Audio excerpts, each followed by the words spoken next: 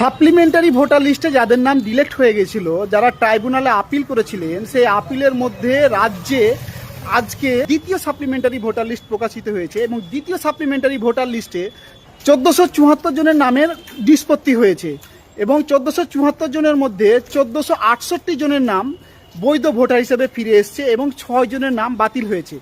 রাজ্যে 1474 জনের মধ্যে 6 জন বাদ দিয়ে বাকি সবাই অ্যাপ্রুভ ভোটার। এক্ষেত্রে একটা জিনিস পরিষ্কার যে পশ্চিমবঙ্গে নির্বাচন কমিশন যে সমস্ত নামগুলোকে আন্ডার অ্যাডজুডিকেশন কিংবা লজিক্যাল ডিসক্রিপেন্সি নাম করে বাদ দিয়েছিল, তাহলে তারা সমস্ত বৈধ ভোটার।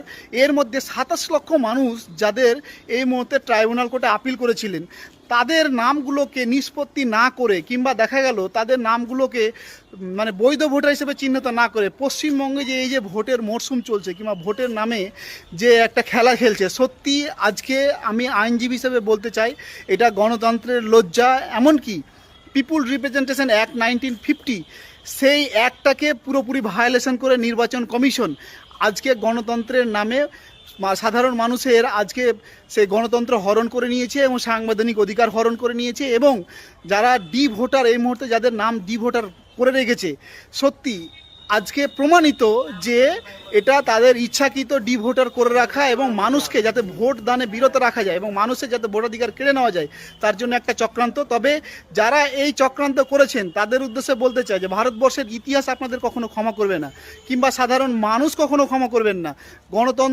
গণতান্ত্রিক দেশ এবং গণতন্ত্র সংবিধান অনুযায়ী চলবে, কিন্তু আগামীকাল যে ভোট হতে চলেছে মানে সত্যি ভারতবর্ষের গণতন্ত্রের লজ্জা এবং ভারতবর্ষের সংবিধানের লজ্জা।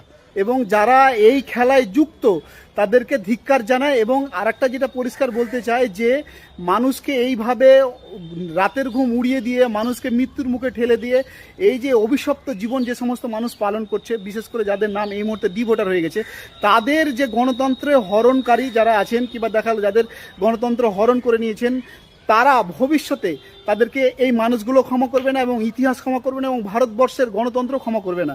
কালকে আমাদের ভোট, এই ভোট আমাদের গণতন্ত্রের এক লজ্জা। এই ভোট কখনো আমাদের দেশের জন্য কাম্য হয়ে উঠতে পারে না। 27 লক্ষ ভোটারকে বাদ দিয়ে যে আগামীকাল দ্বিতীয় দফার ভোট হবে, সেটা সাধারণ মানুষের যে একটা চোখের জল আছে, সে জলটা নির্বাচন কমিশন সহ্য করতে পারবে তো?